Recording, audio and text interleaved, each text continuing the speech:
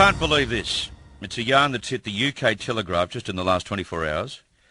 2 years after Climategate, where a number of emails were leaked to the media which showed leading climate scientists had bullied dissenters, as well as distorting and hiding facts, a further batch of emails have been leaked.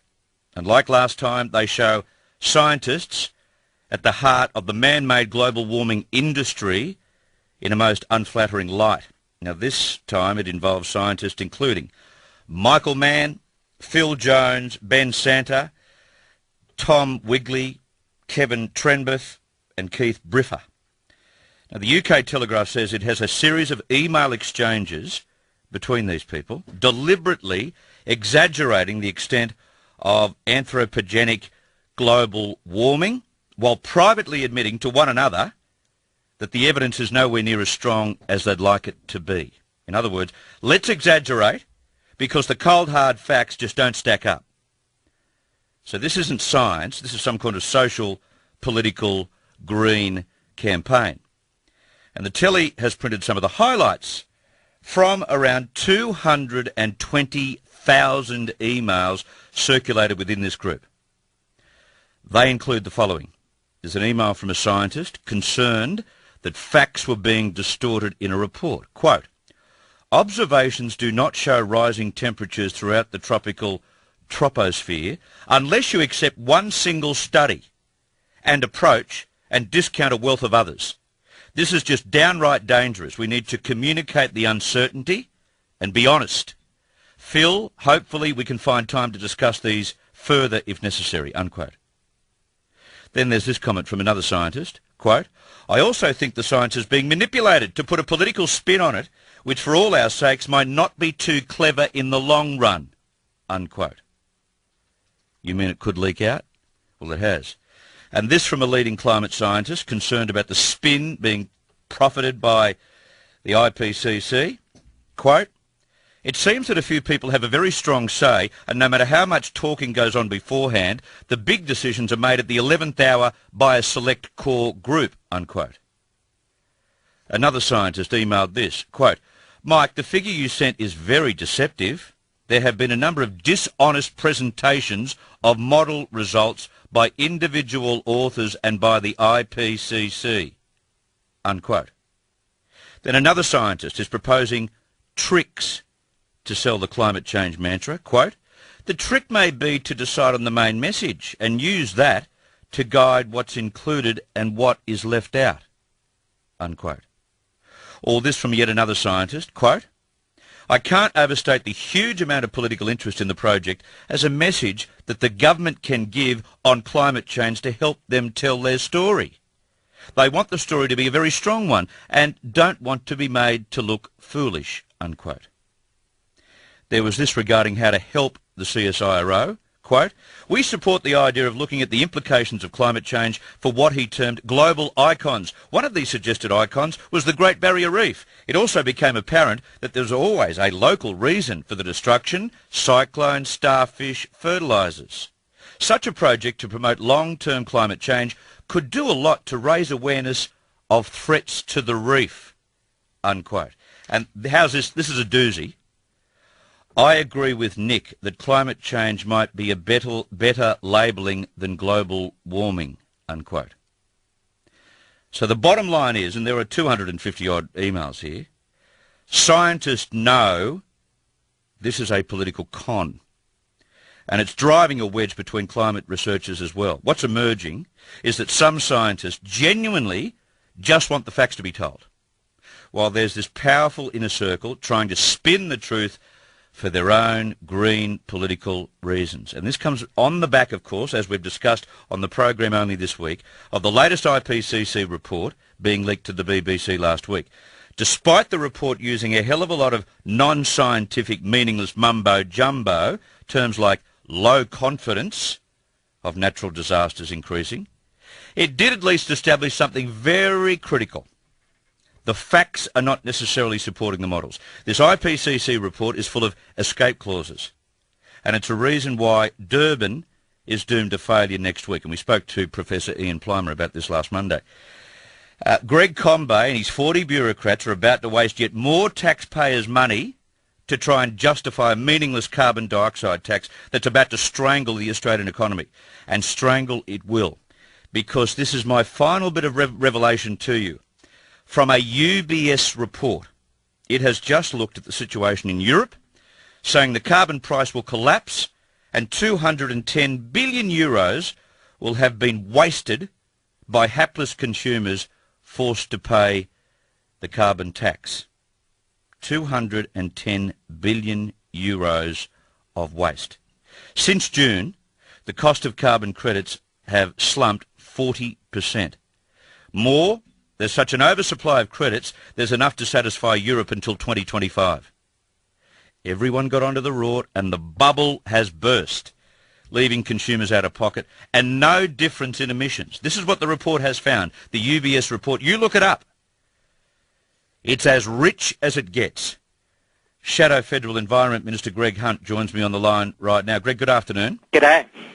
I guess we should concentrate on this first before we ask you a few other questions that would be relevant to what's occurring in Parliament House over the last 24 hours. But Durban next week, is it even worth us attending based on what we've heard overnight? Well, I don't think it's worth sending a massive delegation which would represent the entire front half of the plane. I think it's right for Australia to be there, but in small, modest numbers, because any outcome from Durban will be small and modest. It's absolutely clear that a global treaty is not on the table, that countries such as Canada, the United States, Japan and Russia have made it clear they're not even going to support a new Kyoto agreement. So let's be careful with taxpayers' money, because they haven't been too careful with taxpayers' money over the last few years. Yeah, how about sending 5 to Durban instead of 45? Can I just ask one point at a time? The IPCC report, which was supposed to surface in Durban, but was leaked by and to the BBC, a stack of escape clauses everywhere. In short, the scientific data is not supporting the climate model predictions. This is Y2K bug all over again. Yeah, well, the best that I have seen on it, and I'll try to be balanced, not political on this, is that they are saying they believe that CO2 is causing climate change, they believe it's causing temperature rises, but there's uncertainty about all of the other incidences which are associated with it. Low confidence. In other words, we want to be confident, but it doesn't exist. Yeah, so it's put out a realism towards a lot of the things which many people are attributing to climate change. So the basis is they say, yes, there's an impact, yes, it's caused by human activities, and yes, it's likely to lead to temperature change, but much greater uncertainty about all of the different weather events which were being attributed widely. The central scientific body has, shall we say, put in a lot more caution on that front than had been the case. Okay, to leak number 2 and these embarrassing emails, even IPCC scientists are now at war. Divisions between those wanting to present the full factual evidence and a hardcore inner circle, so they explain in emails, wanting to push ideology. This is Climategate Mark II, isn't it? Nobody should distort the science in either direction.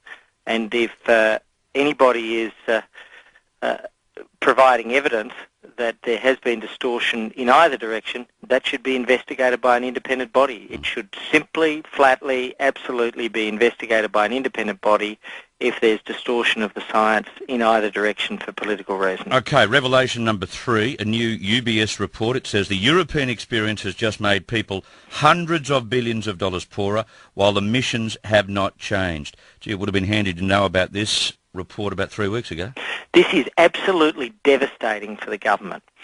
What this UBS report says, and UBS for your listeners is a Swiss-based bank, it says that the European carbon tax is going to cost consumers 210 billion euros, about $287 billion Australian, for almost zero impact. So in other words, this European emissions trading scheme, which is their carbon tax equivalent, is going to cost $287 billion for almost zero impact And then the report gets stronger. It says there will be limited benefits, embarrassing consequences, billions of euros in windfall profits, fraud, fading political support. So in other words, the European carbon tax, which isn't as expensive and isn't as broad as the Australian carbon tax, is a complete failure. But the Australian carbon tax is the worst possible design, and it is massively more expensive on a per capita basis, on a per head of population basis than the European one. So it's the heaviest and broadest carbon tax in the world, and it's being modelled on a system which is clearly failing in Europe. Well, $23 a tonne price, when Europe might be lucky to have a carbon credit price of $1 or $2 by the time this comes on tap. We are in for it. What this means is we will simply send jobs and emissions and investment straight to China or to India or to Indonesia. So a huge impact on investment in Australia. We've already seen it in terms of an example from Coogee Chemicals that wanted to build a methanol plant in Australia. For every 1 tonne of emissions that would have occurred here, because they use gas to make methanol in Australia, 4 tonnes would be emitted in China. So in other words, the environment would be cleaner by doing this in Australia, but because of the carbon tax, the investment will occur in China. The jobs and investment won't occur in Australia. No matter what happens, will the coalition repeal the legislation if it gets into government? Yes, okay. Absolutely, categorically. All right, a couple of quick things. You were up to 3 last night, no doubt, 3 this morning with the mining tax. We were. And all the secret deals done with both Wilkie and Adam Bant, etc., which we've had some explanation of today. Did Tony Abbott fall asleep? No, I was two places away from him, and we were chatting away. Well, where's that rubbish coming from? Well, I was 2 seats away from him. We were chatting away. We were talking about the suspension which we launched at 9 o'clock this morning, and I was engaging with him right throughout the latter part of the votes, which went on for a couple of hours. Right, okay. Now, we know that to get the deal over the line, they've had to back off on one of their, well-trumpeted Wayne Swan banking reforms. This is not very good for those who have a mortgage. Well, I am worried about the consequences of the extra $100 million in tax they're going to take, but right at the heart of this was a secret commission, effectively, of $100 million for political purposes. The Greens got a payoff in political terms, not to them personally, but a political payoff of $100 million for their vote. This is one of the great abuses of parliamentary process in the last 20 years in Australia. $100 million, a secret deal, which has only just come to light now because we have pushed and pushed and pushed, and it's got absolutely nothing to do with the mining tax or the reforms. It was literally a $100 million secret deal to get a vote, and is a complete disgrace, and of and in itself should be enough to bring down a government. Whatever it takes. All right. Greg Hunt, thank you for your time this afternoon. Take care. Bye-bye. Shadow Environment Minister Greg Hunt. Now, I apologise for having to go through the vast amount of detail associated with all these leaks and reports that have come out in the past 24 to 48 hours based on cap and trade schemes and carbon taxes. But this is so important because we're now finding the truth and not the con. Can't believe this. It's a yarn that's hit the UK Telegraph just in the last 24 hours. 2 years after Climategate, where a number of emails were leaked to the media which showed leading climate scientists had bullied dissenters, as well as distorting and hiding facts, a further batch of emails have been leaked. And like last time, they show scientists at the heart of the man-made global warming industry in a most unflattering light. Now this time it involves scientists including. So this isn't science, this is some kind of social, political, green campaign. And the telly has printed some of the highlights from around 220,000 emails circulated within this group. They include the following. There's an email from a scientist concerned that facts were being distorted in a report. Quote, observations do not show rising temperatures throughout the tropical troposphere unless you accept one single study and approach and discount a wealth of others. This is just downright dangerous. We need to communicate the uncertainty and be honest. Phil, hopefully we can find time to discuss these further if necessary, unquote. Then there's this comment from another scientist, quote, I also think the science is being manipulated to put a political spin on it, which for all our sakes might not be too clever in the long run, unquote. You mean it could leak out? Well, it has. And this from a leading climate scientist concerned about the spin being Michael Mann, Phil Jones, Ben Santa, Tom Wigley, Kevin Trenbeth and Keith Briffer. Now, the UK Telegraph says it has a series of email exchanges between these people, deliberately exaggerating the extent of anthropogenic global warming, while privately admitting to one another that the evidence is nowhere near as strong as they'd like it to be. In other words, let's exaggerate because the cold hard facts just don't stack up. Profited by the IPCC, quote, it seems that a few people have a very strong say, and no matter how much talking goes on beforehand, the big decisions are made at the 11th hour by a select core group, unquote. Another scientist emailed this, quote, Mike, the figure you sent is very deceptive. There have been a number of dishonest presentations of model results by individual authors and by the IPCC, unquote. Then another scientist is proposing